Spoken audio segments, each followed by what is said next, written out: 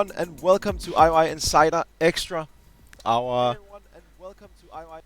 our extra live stream where we today are joined by Rasmus Højgaard, who was the game director on Hitman Blood Money, and we are super excited to bring you this on the day of Hitman Blood Money's release.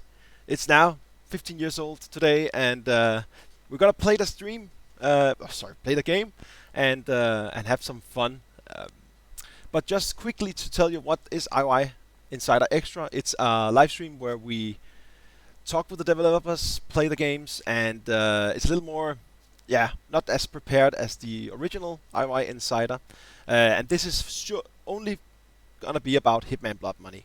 So if you have questions about other projects or Hitman 3 or the World of Assassination, keep them and ask them on the real IOI Insider that's coming in a month's time.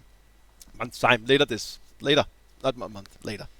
Okay, so let's start out with talking a little about Rasmus. Welcome, and thank you so much for joining our stream. Yeah, no worries. Thank you. You are a veteran. No worries. Thank you.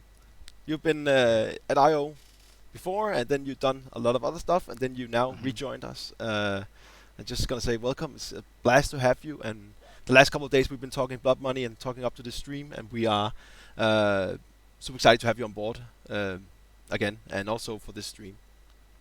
Yeah, no, it's really cool to be back. It's like coming home almost, both to Denmark, but also to the starting point of my game development career. So it's a great feeling. Yeah, that's awesome, man. So today, just to tell you a little bit what's going to happen, we're going to play the game, and Rasmus is going to talk about some of the cool things he's been part of. We're going to talk about how it was making the game, how it was to release a game in a more analog age of games, if you can call that. There was no social media, there was no big ads in TV, and it was a different world of gaming back then. We are gonna play 2 levels, maybe more, and we're also gonna take some questions hopefully later. Hey everyone, nice to see you in chat. We had some technical hiccups, but I think we're running. I think the sound is okay. Hopefully that we will. Let us know if anything's messed up. Let me just give you a quick look. I'll just take a quick look at the agenda, and then we will kick off. So, if there is anyone in the stream, I highly doubt it, that doesn't know Hitman Blood Money. It was the 4th game, came right after contracts in the Hitman franchise, and it is, I mean, by many perceived as one of the best Hitman games by far, because of all the new elements in the game and the crowd system. There was a lot of new things that, like, from this point off in Blood Money, was the part of what is, you could say, the Hitman DNA, which we also excelled and build more on in the coming years, both in Absolution and especially in the World of Assassination. And there's a lot of Hitman Blood Money has also been a huge inspiration for especially Hitman 3, where we wanted to go more back to the more dark and gloomy roots from Contracts and Blood Money. And it's, I think a lot of people have played it, and probably a lot of people in the chat have played it before they actually was the right age for the game rating. I was one of them, I remember that. But 15 years, it makes you feel old, right, Rasmus? Yeah, not only feel old, it makes me factually know that I am old. So I mean, at least those two things make sense. No, it's interesting, and it's interesting what you say about the game sort of, I guess, Blood Money sort of establishing almost the complete framework of what a Hitman game was supposed to be, right? Whereas the first couple of games were sort of inventing new ingredients for the recipe, and then in Hitman Blood Money, a bunch of the things that sort of new additions, new back then, additions that became trademark Hitman things, then saw their iterations in the later Hitman games, maybe all the games beyond Absolution in a way, right? Mm-hmm. And it's been really funny, maybe not the wrong word. It's been cool to watch from the sideline how the game sort of has gone full circle in a way, right? It's a modern game, but it has a lot of throwback to Hitman Blood Money and also the games before it. And becomes this really great cocktail, which made me very happy as a old IO guy before I rejoined that the game found this solid footing. The franchise found this solid footing with so much echo back to the game that was a lot of work to create. To be Mhm. honest. And also when playing Hitman Blood Money, I mean, the first time as a player, I remember that there was a lot of cool new mechanics the game introduced Mm. for how you could become the ultimate assassin, and just become the ultimate hitman, the coin and Yeah. everything, right? Which has become a thing, like a very big thing in the newer games as well, distracting your Mm. enemies and so on and so forth. And also this, we will see that later. We'll maybe talk about that a bit, is about the crowd system, how that came to life, and also how that like become a industry momentum for IO Interactive to have this Mm. crowds in the game, like have a lot, right? Yeah, yeah. Uh, I think yeah, no, I think there's like two, right? The crowd system and then the rigging accidents and then distracting. yeah, Those were sort of the ones we kept talking about all the time, and that we didn't want to sacrifice really, right? Because they felt right, and it's cool to see how they are part of the ones that really have grown on into the newer games. yeah. So the game was yeah released in 2006, 15 years ago today. Can you just, before we go into the game, can you tell us a little about how did you announce it in a more this analog age of video games? I mean, right now we have social media, we have mass exposure of video games. It's almost Mm, big. It's bigger than Hollywood, right? So mm, games are. We see new games almost constantly, and there's big gaming yeah, shows constantly. So it's. I would not say it's easier now, but it's a different time now to how to announce a game. yeah. But how did you go by it back then? I mean, it was like you said, it's very different. It was much more analog, and the thing that definitely missed was the that we just didn't have was the human, like the viral part of the marketing where you literally see human beings, like reaction videos, for example. Like that wasn't a thing, so you almost had to guess if something was well received. There was like this lag, and you would sort of see magazine ads, and you would maybe see advertising on TV or buses or side of buildings and so on. But the best way to sort of gauge if something was popular, like people would literally go to, or I would, and I know others did as well, would literally go down to the nearest electronics boutique or anywhere that sold games and just see if anybody was sort of hovering around the stands with the games. And if people were sort of smiling and nodding and talking about the game, that was our sort of YouTube, if you will, of whether the game was received well, or even if you would have like some IO swag on and people would go like, we saw you just released the game, then knew that there was some awareness in your target audience of the thing. So it was much more analog like that, which in some ways was quite nice in a way because it wasn't so in your face. So well, particularly if maybe you release a game that it doesn't do so well, then you sort of don't get faced with it all the time. But also it just meant that you could sort of chill out and distance yourself a little bit from it in a way that's very hard nowadays. So it was very different, like both Yeah, emotionally but also practically. yeah. I remember like here in Denmark we have in Copenhagen we had Fauna 2000, which now is another store. And Mm, they were like one of the front runners within video games. They actually had a video game section before many other stores had, yeah, where you were like they had cool. Like I remember, I was always in there as a kid and down asking in the if basement. yes, and asking for Yes, the cutouts of the cardboard yeah, heroes yeah, of whatever, right? And they were like always on the top of this is the new game, and yeah. this is what's hot right now. That was the one I would go to. I would Yeah, hover for like 15, 20 minutes down the basement there on release day lurking. or maybe the day after. Yeah, to see if it felt like people knew about it. And also where they had placed, the stuff. Had it been just shoved to a corner or was it sort of in a prominent Go place? And I down and think at one point I actually went down and said, like, hey, why is this just pushed over there? Like not saying where I was from, but just like, isn't this a cool game? It should be, you know. yeah, some guerrilla marketing. Just go in and reshuffle the games on the shelves. Yeah, exactly. Yeah, well, that's cool. I think that we will just start up the game and just shuffle around and see what's gonna happen. Just an FYI, I recently played this game with controller. Now I'm with mouse and keyboard. So full disclosure that I might be terrible yet again. Um, so let's see if we can get it to work.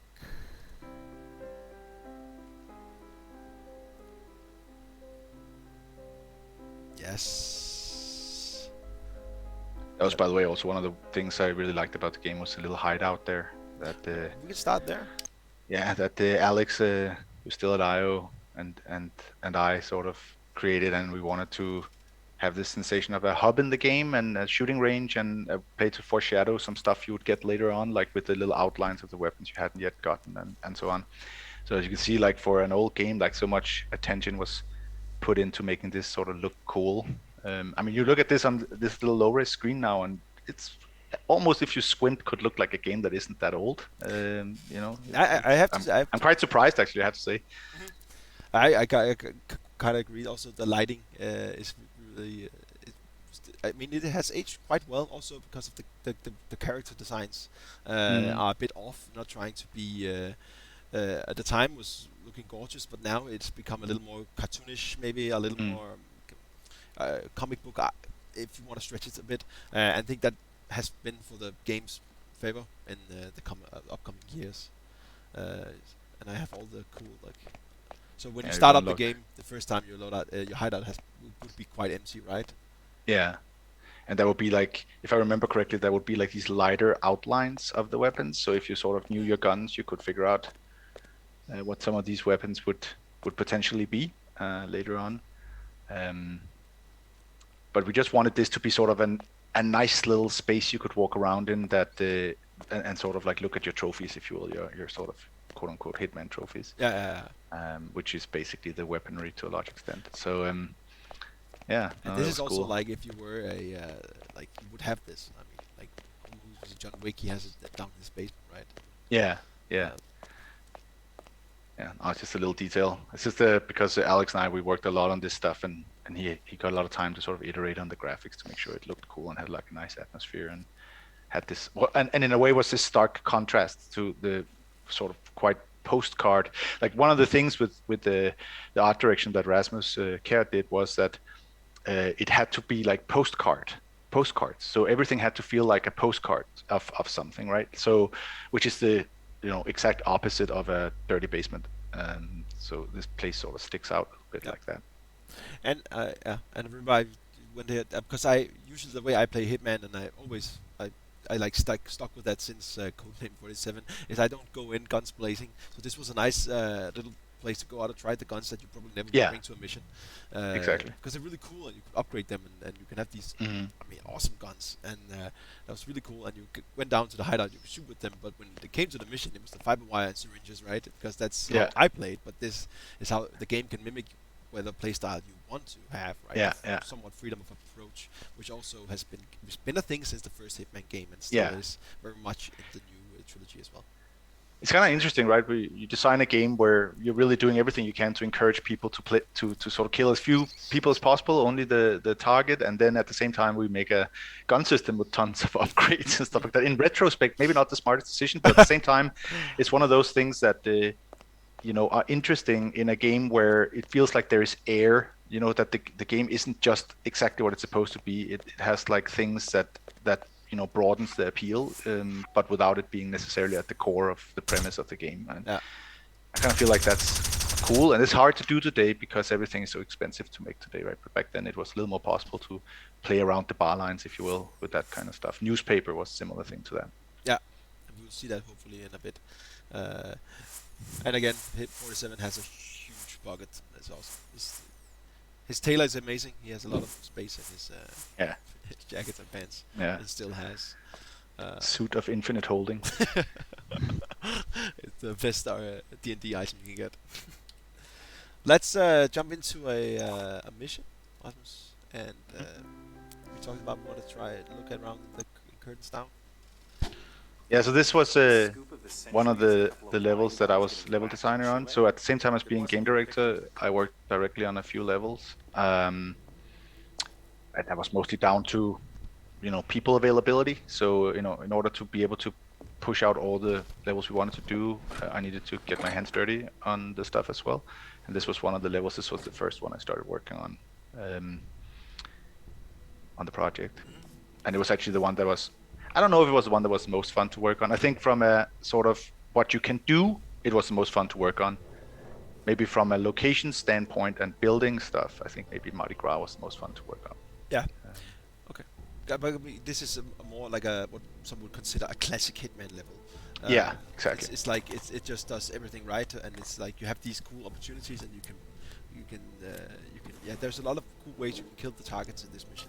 Yeah. Um, I remember that, and remember I saw one, and there was this Danish TV show called Troldspejlet, uh, and they showed off, like they talked about the game, like, oh, Hello, you can do all these 47. cool things, We've got some business at and the Paris Opera. then I saw There them are two targets, lining the up famous tenor and the Richard kill Delahunt, and also the the chandelier bomb, American so you could kill ambassador two to the targets Vatican. like within a couple of seconds. Our client Yeah. claims they're behind a And No, prostitution that's trafficking true. You in could boys sync and that up, girls yeah, in Eastern Europe. and you could even use the noise of Tosca is one still thing in to rehearsal, so camouflage there's the plenty of other thing. activity at the So Opera House. there was You many shouldn't be ways too to camouflage the conspicuous. bang of the Ambassador gun Delahunt also when it was a watches prop most gun, because it rehearsals was from right his in the box. crescendo of the music, so they Yeah. wouldn't He realize travels with an immediately and armed stuff. So escort, if I but there remember shouldn't be correctly, I any think other the AI security would to have speak some of. delay You'll before get they some would cover from the realize that construction that was really crews dead, because they renovating the actually theatre didn't for the new season. hear the gunshot. I can't remember We've also exactly, left you a but there was pickup many in the ways you could cloakroom. In the third veil act, the notion that the guy was dead if you set up your stuff correctly. And the chandelier thing is just the coolest thing in general. I think it was maybe the place in the game where the whole rigging and accident worked the best and the most dramatic, and also because the location itself, when you go up there in the dome,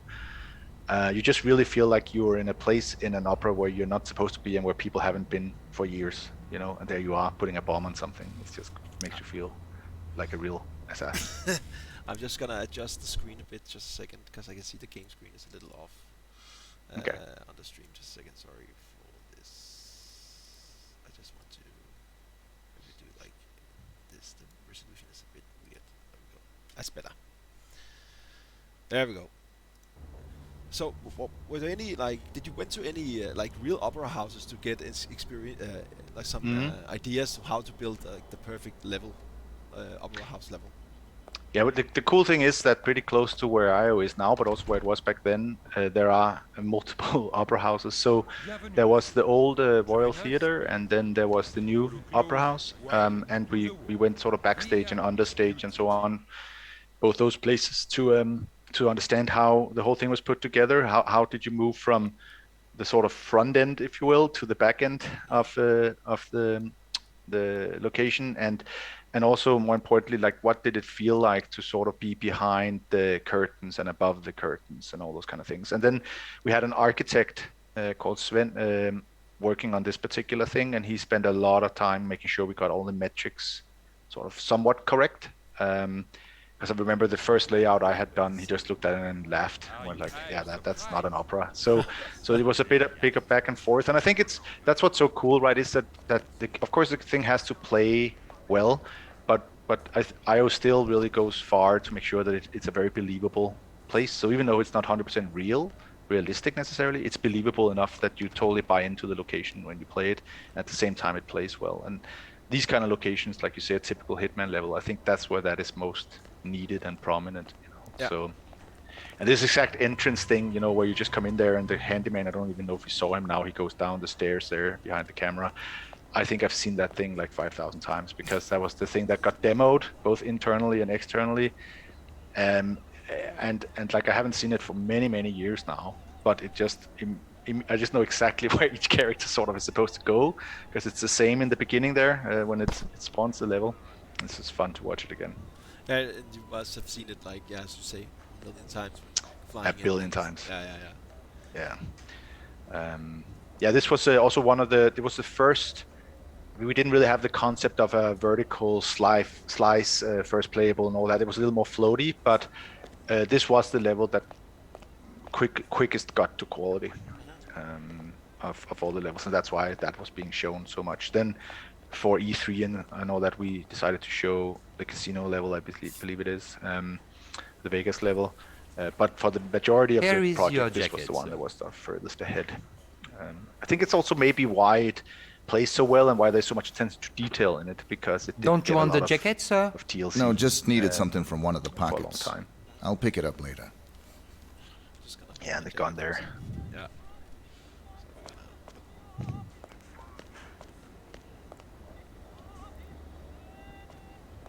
So this is, I mean, the bad guys, these bodyguards, they are just, I mean, iconic bodyguards, right? You're not in doubt what these guys do. Are the No. evil henchmen, what you know that these are. Don't you think? Straight out of Matrix. They are like, definitely look like agents. Um,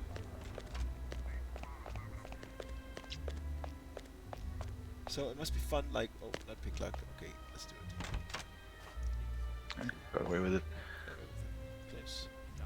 There's no instinct mode here, so you can't No. wall hack the same way. So you really have to look around and be sure to read the briefings and be sure to, of course, have the map right. You can see that your targets are highlighted. Yeah. Yeah. Yeah, it's totally what you see is what you get, right? Like if you see it and if they see you, then it's happening from their perspective and it's happening from your perspective, which is it's really quite cool, but obviously it's also quite hard. It makes the game harder to play, which is both cool and also sometimes maybe not so good because sometimes you don't even know that chaos erupts. It's the whole notion that it's harder to play a video game than it is to actually be somewhere because your awareness is much lower in a video game than it would be if you actually stood there, right? So it just makes the game tricky, but at the same time also very satisfying. Yeah. When you get it right. See here, the picture. It was also introduced in this game, right? It was Blood Money that had this. Yeah. We introduced it here, and for some reason the entire gaming industry came up with that idea at the same time. I don't know why. Sometimes it feels like there's a hive mind, and everybody sort of gets the same idea at the same time. Yeah. It was hard to make it work because obviously it's or not to make it technically work, but make it run because obviously it has to draw a whole new scene at the same time, and that was hard on the frame rate. And the game is already very challenging because everything is loaded into memory at the same time, and obviously the resources were fairly limited back then on the consoles, and doing those kind of tricks were not easy. No, I mean, it released on PC and was it PS2 and Xbox One. And Yes. And then later it came for 360 and. Yeah. So it's actually kind of interesting because all the sort of normal maps and all those kind of more technical and fairly novel, what was it called back then? Direct Shader Model 2, I think it was called, like when they started introducing all these things. It wasn't even intended to be in the game, and then a smaller group decided that we wanted to push for a lot of these more advanced shaders, so you could get bump maps and shininess and all that kind of things. And that was great because when it then released on some of these newer platforms that supported that, we actually had already made it, and that meant that we could.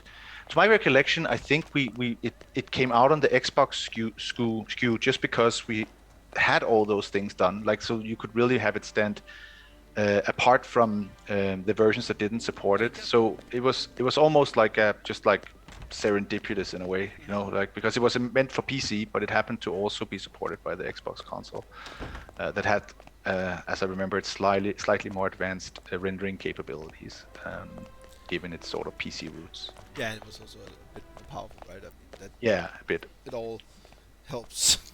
Yeah, I guess when you are. So I was really close to getting busted right there. I started picking a lock while I was talking to you, and a bunch of people came out, and then I walked directly into, and now I'm doing it again. The game will punish you for having casual chats at the same time as playing it. Yes, it's a very. You have to be very. Just look around. Just be sure. I remember when playing this when I first played this game,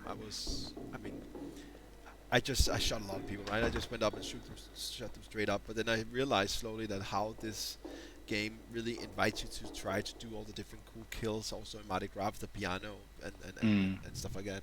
And that just invited me to just explore more and like really enjoyed. Oh shit. Yeah, he doesn't like that. No, they're very forgiving. I mean. Yeah. They're not as bad as they look. No, also a bald badass guy. Let's go down to the basement. Maybe let's find an entry point from there.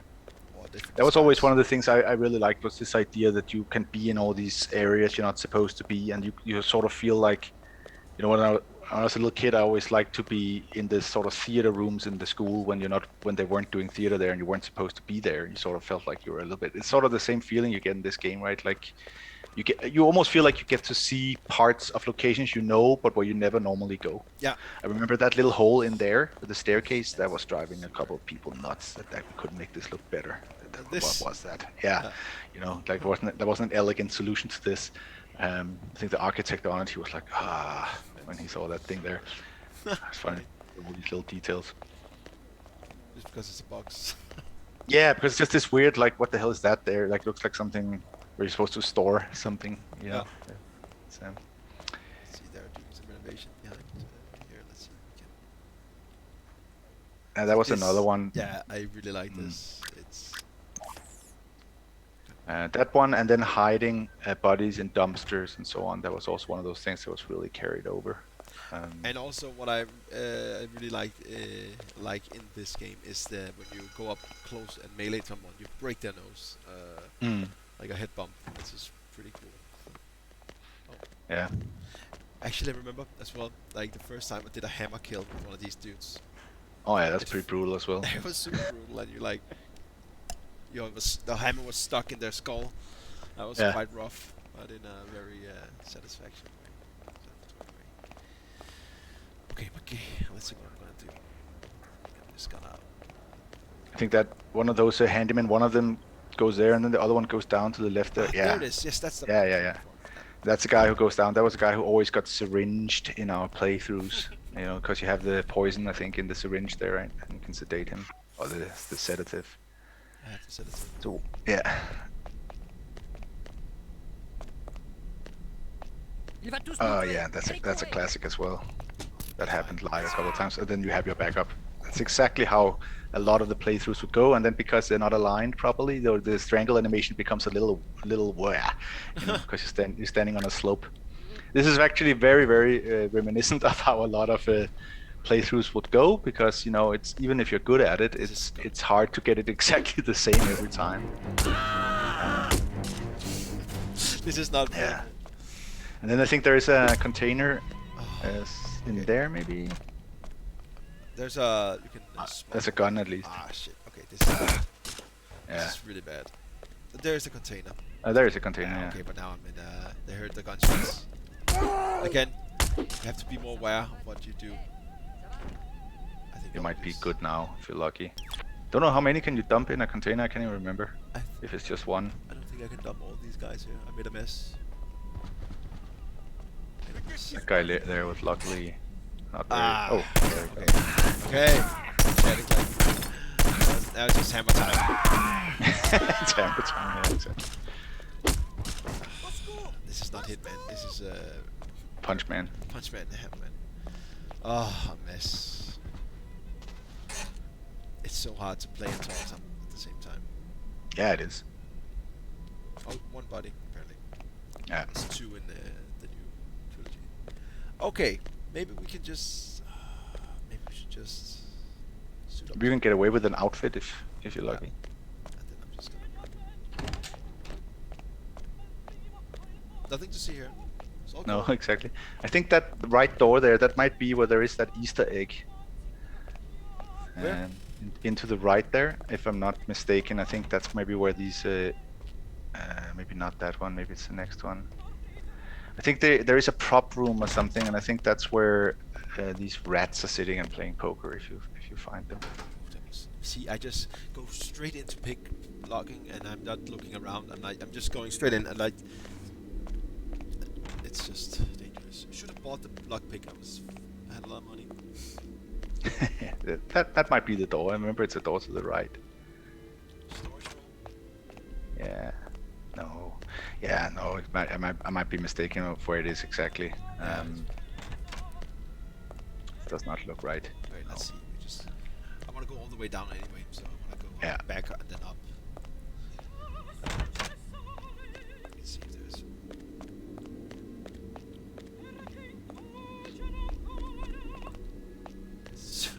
Again, it's cool. Trash room.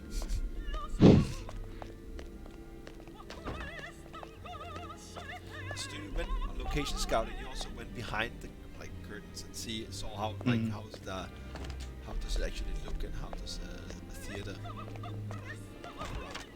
Looks like, right? Yeah, we did, and took a bajillion reference photos of that kind of stuff. So we were very sort of selective with what we wanted to have work real. So we wanted this space down here, for example, to be quite big and roomy, and that was not necessarily what a basement looks like in these kind of places. But then at the same time, when you're behind the curtain and all that stuff, we wanted all these pulleys and all these systems to look quite right, and underneath the stage, we wanted stuff like that to look quite right. So that actually looks, I would say, fairly close to how you could expect it to look in a real theater. Yeah. And also the ambience and the sounds are, I Mm. mean, are spot on. Right now we're in a lot of like curriculum. You hear there's like the whole structure, people working, Yeah. there's crew working, and the music you can hear all the time when they start going up. You can hear, okay, now that the opera is building up, now is the where he shoots. Yeah, the crescendo thing. Yeah. crescendo. Yeah. It's- And there was a lot of these cues that we wanted to have there, and sort of repetition, so that the player could start figuring out that maybe there is some reason to why this repetition happens all the time, and use that as part of how they want to deal with the mission.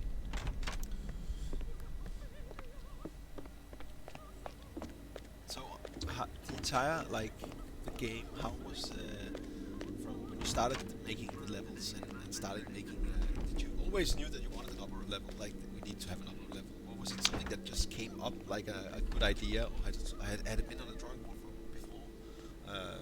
When talking about what's the next chapter in the Hitman games? I mean, my best way to remember it was how it was the clearest memory of that stuff was actually from Absolution, and I'm pretty sure it was quite similar on Blood Money. But that was basically brainstorming what could be interesting scenarios, and a lot of references were pulled from movies or comic books or books or whatever.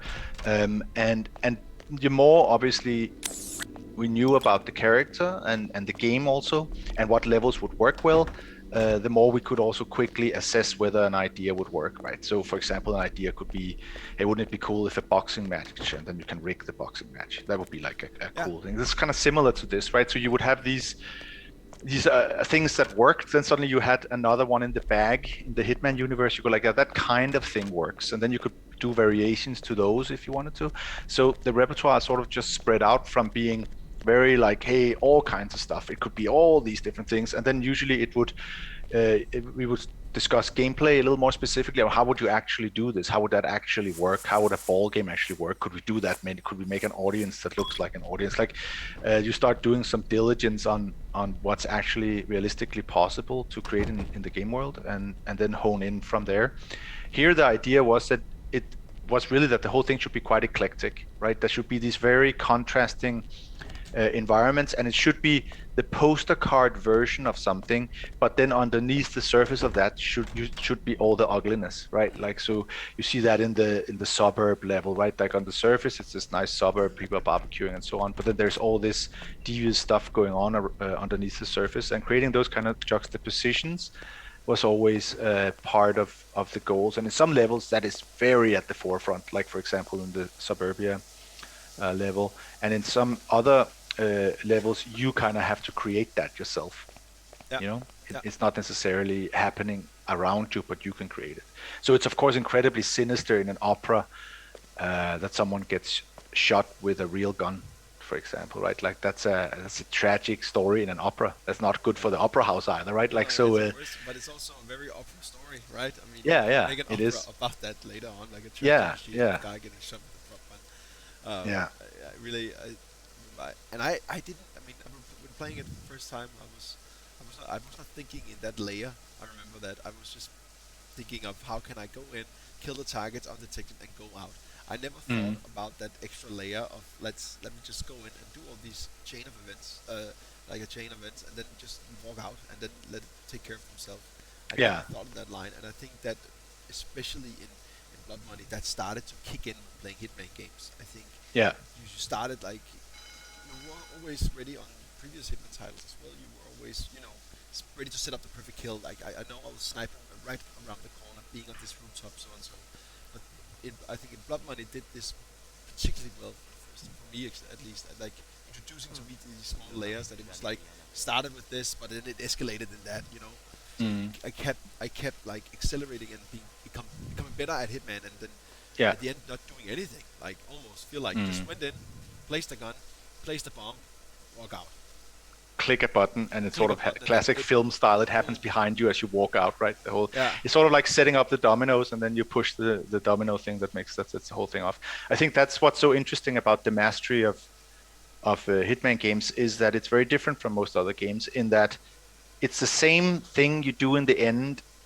You know, it's not about whether you kill the boss or not. It's how you kill the boss, like how elegantly do you take care of the boss. Because you could argue that a whole setup in Hitman is essentially a boss fight, right? And you have to figure out how to kill this boss. Yeah. And, but in a completely different way than what you're used to in boss fights in other games. And I think it's why I think the game is so unique, because it's a very unique recipe, and not really one that I've seen in other games similarly executed. It's still unique, right?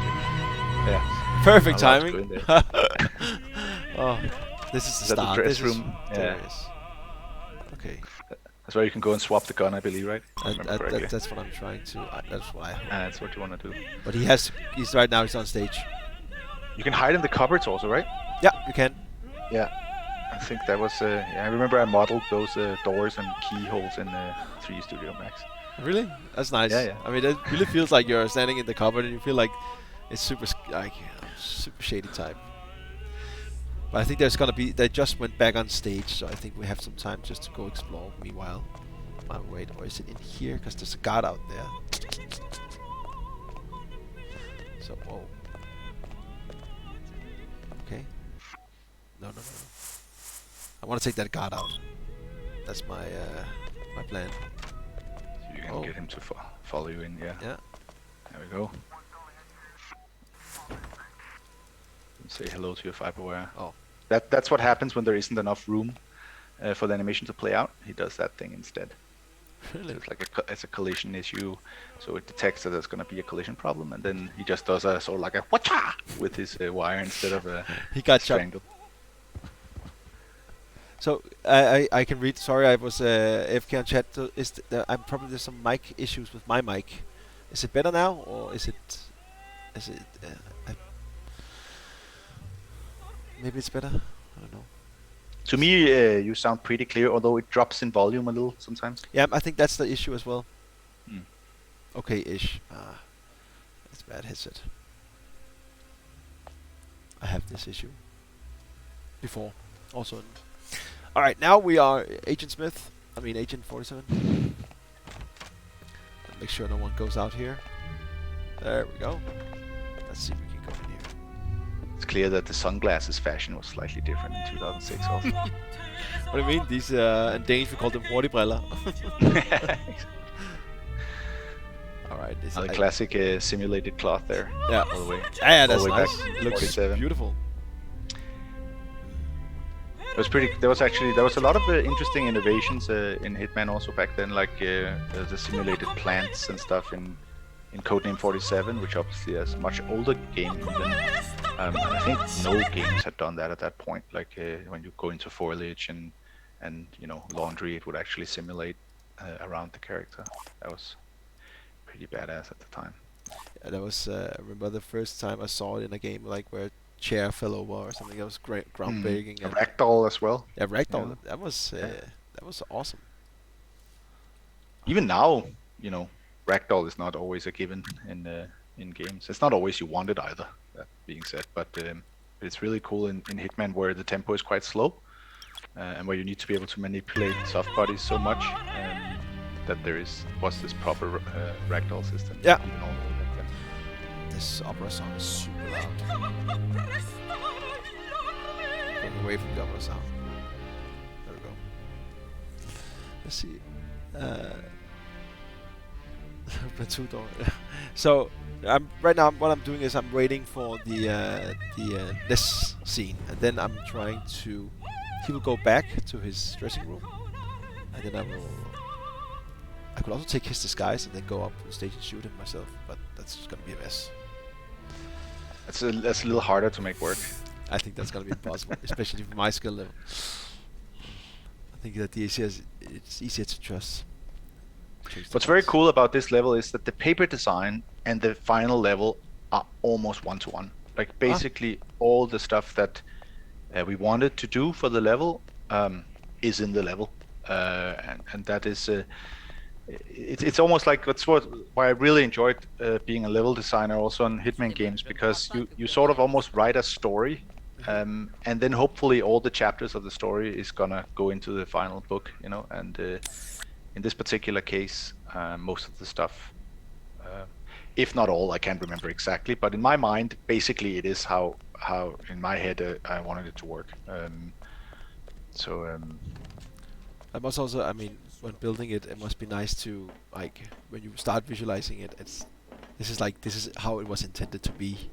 Yeah, and particularly because I had to hand over a lot of the work later on. As a game director, I started becoming more and more busy with all kinds of stuff that weren't necessarily building the game, like marketing things and so on. And then a guy called Stefan, he took over this level and drove it home. And that's always like when you spend a lot of time on something and someone else has to take it over. You're just sort of hoping that they will do a. Oh, is he angry? He's angry. For no reason. I think I'm gonna lose now.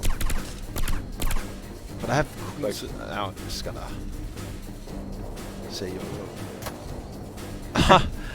okay, this is a bad time.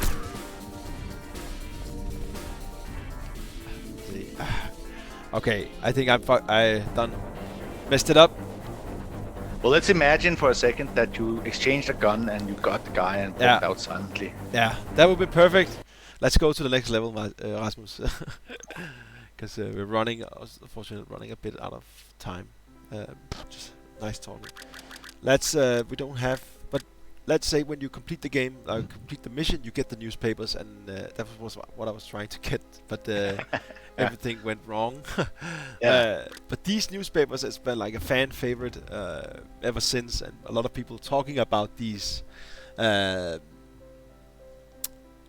newspapers and how they were reflecting what you just did in the mission. Let's say I just went like this mission. If I ever completed it, it would probably been mass murderer or something like that. A crazy guy killing his way through the opera. So, can you tell me about how was that to make?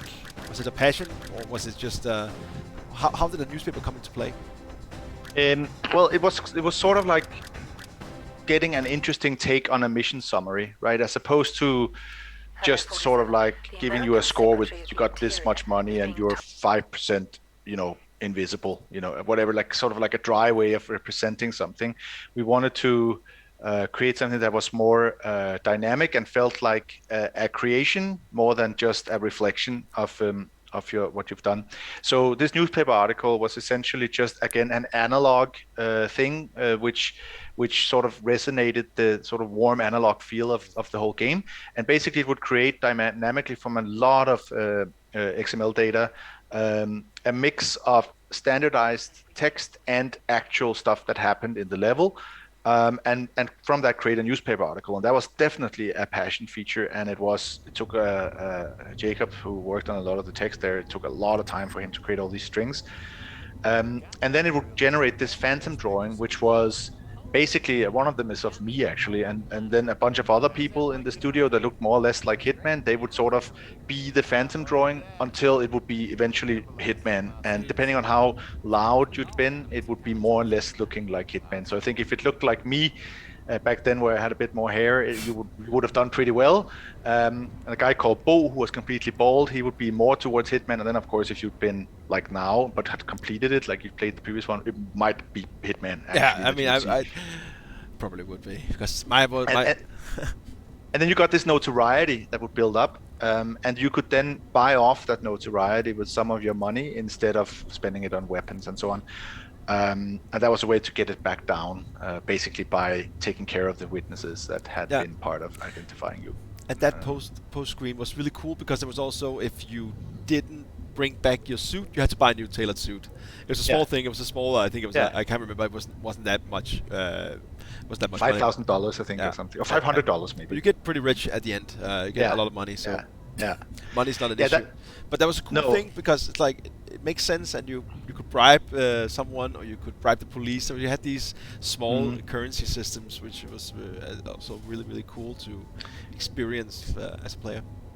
I think it was a nice glue between the levels, right? So when you have a game that is so segmented in its structure with missions that take place all over the world, having this sort of through line through the newspaper and the fact, like you said, I love that. I'm a sucker for those kind of features where, a little detail, like you said, like you forget your suit in the level, you have to buy a new one. It doesn't really have much sort of in its own self that much value as a gameplay feature, but because it contextually fits so well in the game, and it just becomes it becomes like a multiplier of its own value in a way. Yeah. And I think that's a good way to think about game design sometimes, is that you need to find things where it echoes itself into the game, otherwise it can be very expensive to do something. So there was a couple of choices. It was so much on the cutting board so often, like the newspaper article and these small things, because just making the levels is difficult in Hitman. But I'm really happy we sort of prevailed with those features. And I remember when people talk to me about the game, it's usually that stuff that gets brought up. Yeah. Like And the newspaper article. we also hear it all the time, like that people are really that was something that stuck with people, and me as well. I think that's a very cool gimmick, and also very cool. I mean, features not, but it's like a nice sum up of what you did, and everything you did had some sort of consequence. And it actually taught me to always bring my suit when I leave a level. I usually try to do that. So I think your rifle as well, right? Like a sniper rifle also. If you had a planted sniper rifle in there, which you could pay to have planted, then if you brought it back, you would still have it to plant, I believe. Oh, and you wouldn't have to have paid to have it retrieved. Oh, that's nice. Yeah. So there was a couple of these little things. So this, just to bring back this is where we for the first time really see this crowd system in play when you come out on the streets. And I remember that people were like mind blowing to see so many NPCs on the screen at once. Yeah. And it just makes this parade feels totally different than it would have been if there was been 10 people, right? This level would probably not have existed, I guess, if this didn't work.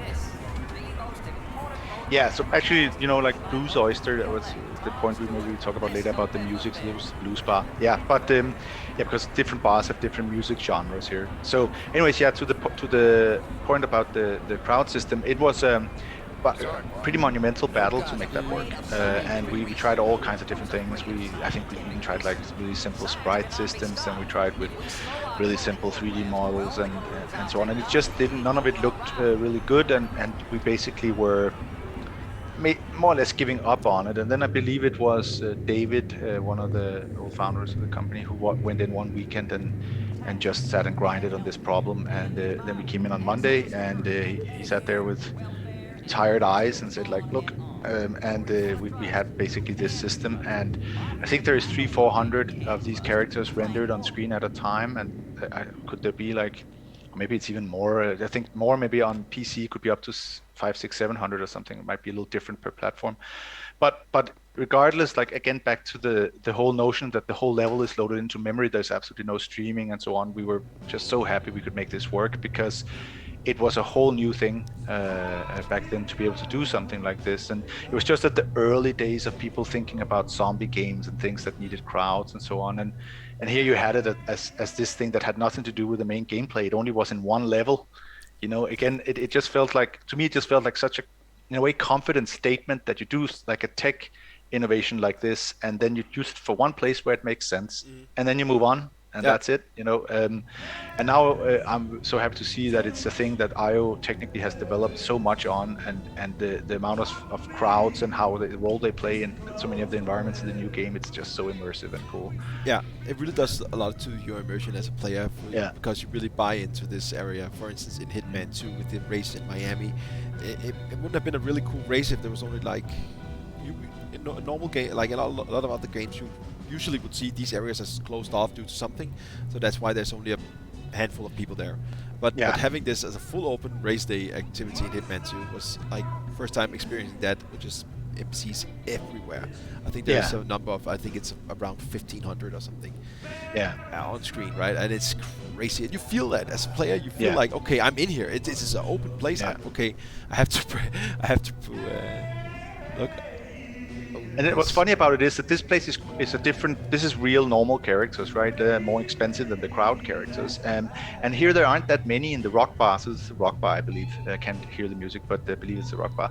And you don't really question that there aren't that many people in here because outside there are tons of people. So obviously, this is how many people chose to be there, not because we couldn't place them there. So the fact that you have these sort of more quiet places interiors you can go into that don't rely on the crowd system, because the crowd system would never be able to navigate these complex spaces. They could only really move out in the big streets. Just feels more like a coincidence, like a real coincidence, as opposed to a limitation. Actually. So, and I mean, what is impressive is I saw also in chat that the fact that this level could run on a PS2 in that era was, I mean, mind-blowing to think of. That how is that? But we were like, man, it was such a crazy optimization exercise. Like, even I was building some of the levels as myself. We were sitting and we were turning edges to make sure it was as cheap as possible to draw the triangles. And like, there was a thing called triangle strips back on the PS2 era, where if you turned the edges a certain way, you could draw them much faster.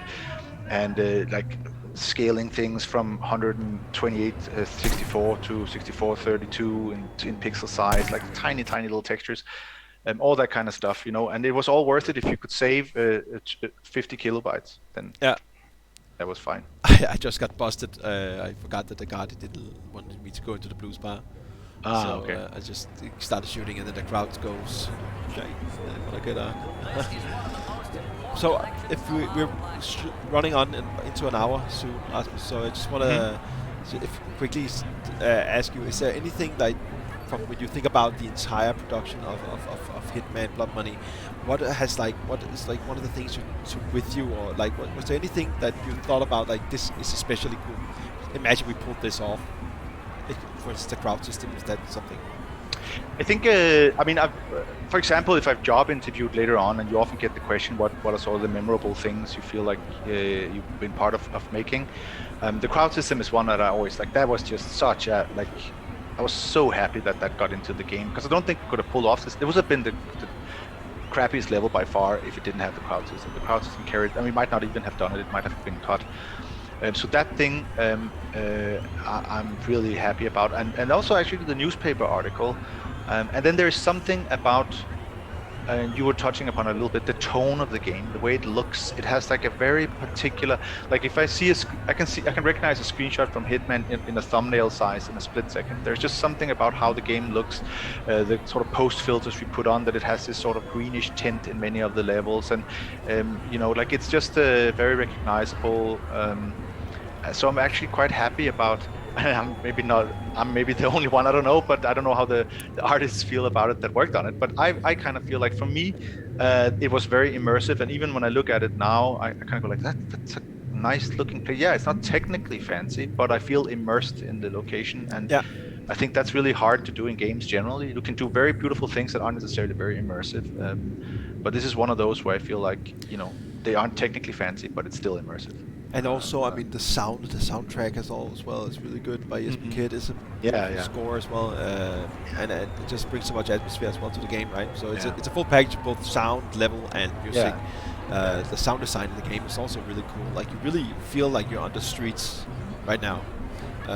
People laughing, people talking. There's a huge crowd noise that matches the big crowd.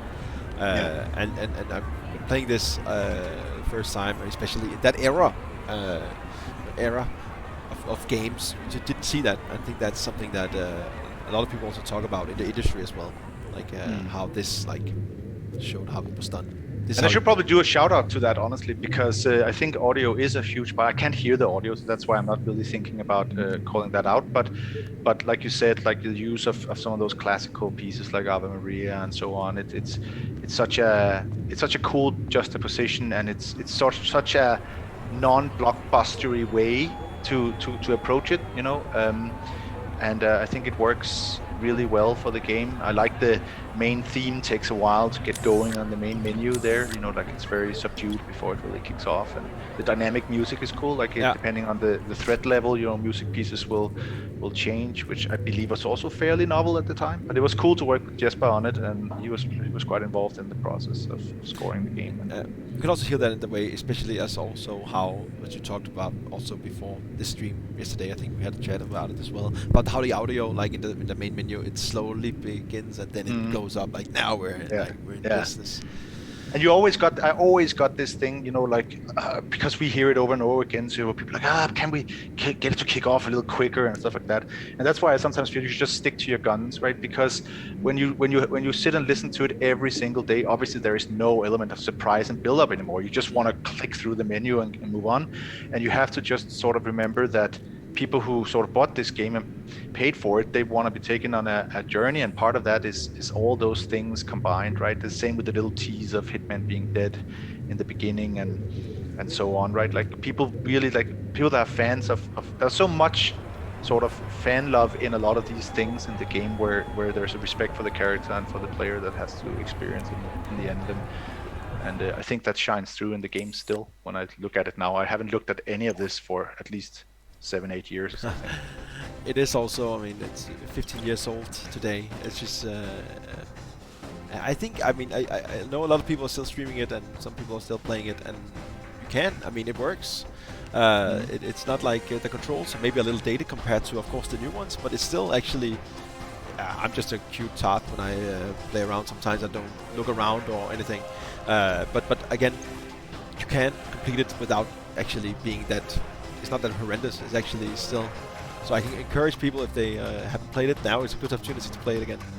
I'm just gonna turn down the volume just a bit again. It's very loud out here.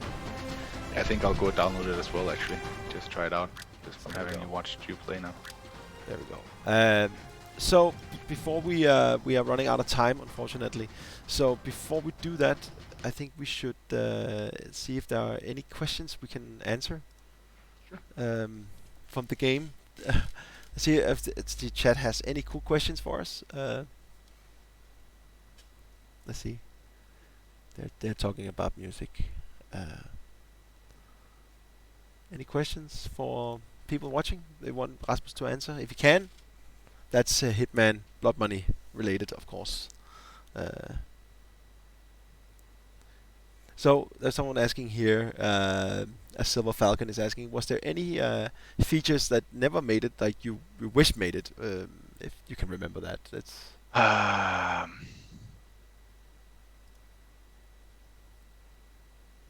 There might have been some agility stuff that was originally intended, like slightly more advanced movement of Hitman, and then that didn't make it. And then some of the close combat stuff was also supposed to be a little more deep than just a headbutt, you know, like. But I don't think there's anything I can recall that we really wanted to have in that didn't make it at all. Oh. Maybe just not in the state we would have liked it to be in, I think. Well, I think that's a general thing. I'm sorry if I look disappointed. I was reading, guys. I'm sorry. I'm not disappointed. Chat was saying I was disappointed, looking disappointed at them. I was just reading. Then I turned into. Let's see if there's. Lucas Switch. I'm not disappointed.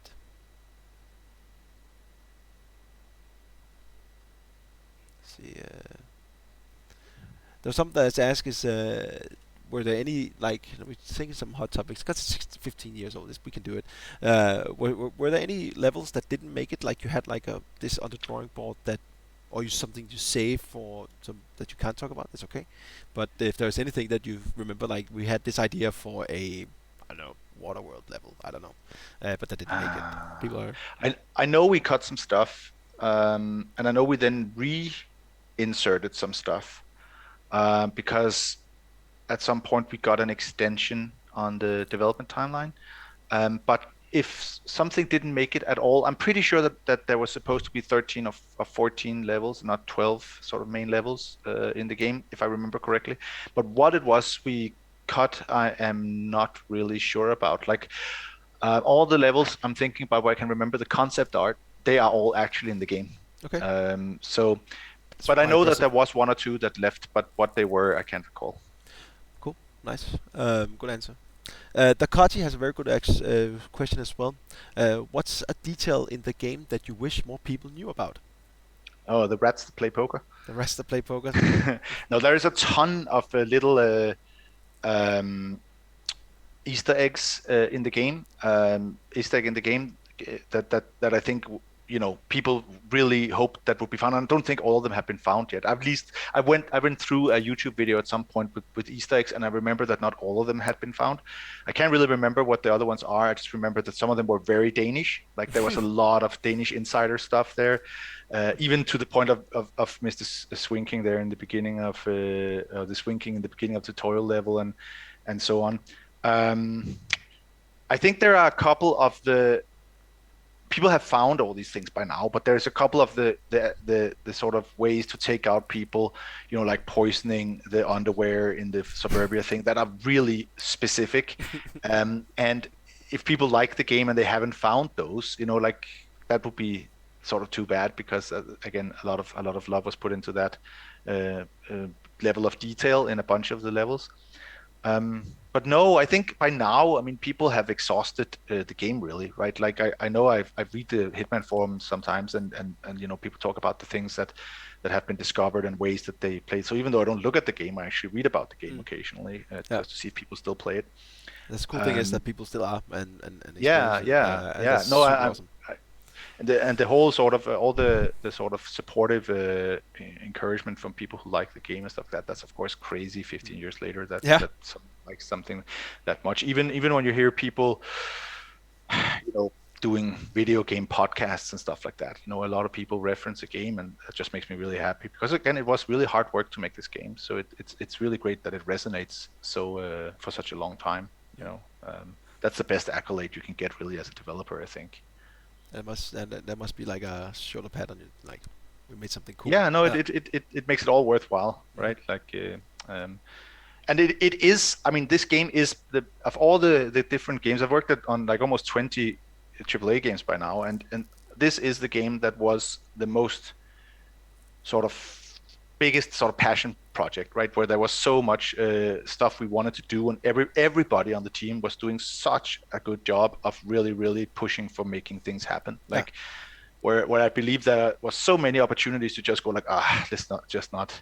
But people just prevailed and made sure it happened anyways. Even to the point of little details like certain load screens has actual 3D scenes from the location in them as backgrounds and stuff. Was really complicated, like a completely unnecessary feature, but it just becomes like its own little statement in a way, like you don't do something the easiest way you can do it, and that is actually, to your point about what is it I take with me, that is maybe that really, but I don't think about it very specifically. But in a way, that's always what I've been chasing ever since working on Blood Money, is that feeling of working on something where you're so passionate about making it the result in a particular way, and then succeeding with that, and then like I said, now maybe the next game that in 15 years people will still play and stuff like that. Like I'd like to get that feeling again, even though I feel like I worked on some really interesting stuff. I don't think it really emotionally with me sort of resonates the same way as working on Hitman Blood Money. That's a strong answer. That was good. So let's take we can take two. This is an easy question from Timothy Mark. He's asking. He even calls it an easy question. So see if it is. What's your favorite level from Blood Money? If you have to look. Probably the opera level, I think, level? Yeah. or maybe Heaven and Hell. I really like those two levels. That's also a great level. Those are my favorite levels. Yeah. For different reasons. And then Mardi Gras, maybe from a technical execution standpoint, I think that's maybe my favorite. But gameplay-wise, Opera and Heaven and Hell. There's also a good question here from Reaper One about was contracts made alongside Blood Money by the same team within IO? It was actually Blood Money was started and worked on for a while in pre-production, and then contracts was injected in and done, and which is half new levels, half remakes of Hitman 2 levels, and then Blood Money was continued after that, and a lot of the people are the same people in those two projects. It's just the approach to developing them was slightly different. Yeah. But you also feel like the same. I think there's the same. This little grim vibe in both of them. There's this undertone of very serious game, and then on top of like maybe sometimes a little comic relief in Yeah. the world you're in, but you're in this very dark tone, Yeah. even in Blood Money as well. I think that took from Contracts as well. So you still feel like Yeah. they also like feels a little similar where Blood Money maybe is a little more polished and bigger version, right?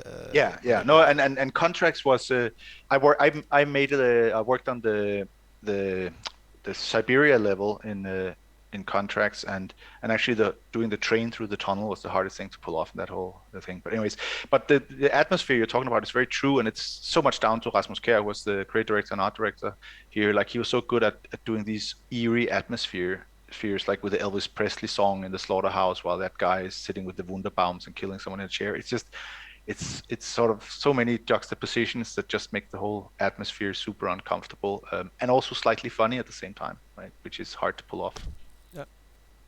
Let's. We're sorry, we're running out of time. I know you have a bunch of other stuff to get to. So let's take one last question. Sure. Which is also, I think, is a very cool question. Is that is more personal question to you?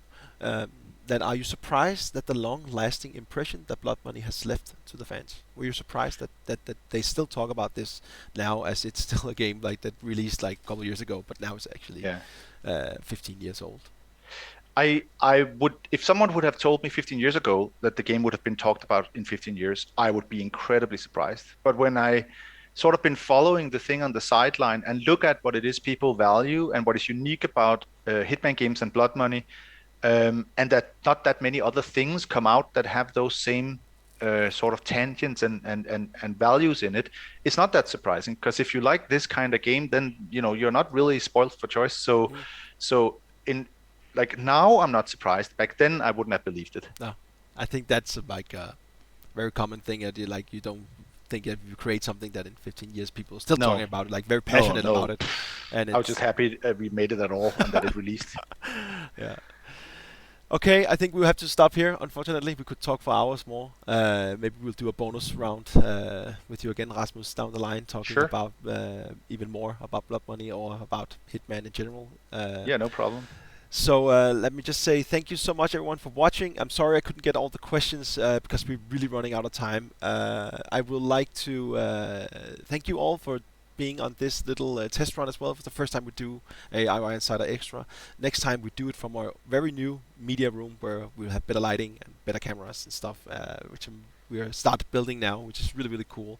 But thank you so much, everyone, for watching. And thank you so much for everyone who joined. And I'm so sorry we couldn't get all the questions. There's a bunch, and I'm doing it all on my own here, which is also the idea. So I will learn from this, and we'll be better next time. I hope a better mic. Got it. We have it. Just not installed, but I have a better mic, and you'll be great sound next time. I promise. But again, Rasmus, thank you so much for taking your time to talk with us on today's stream, and happy birthday. Yeah, and thank you for all the guys still playing the game. It's awesome. It's very heartwarming. Yeah, it is. On that note, until next time, I'll see you on the next IOI Insider. Thank you, everyone. Bye. Bye bye.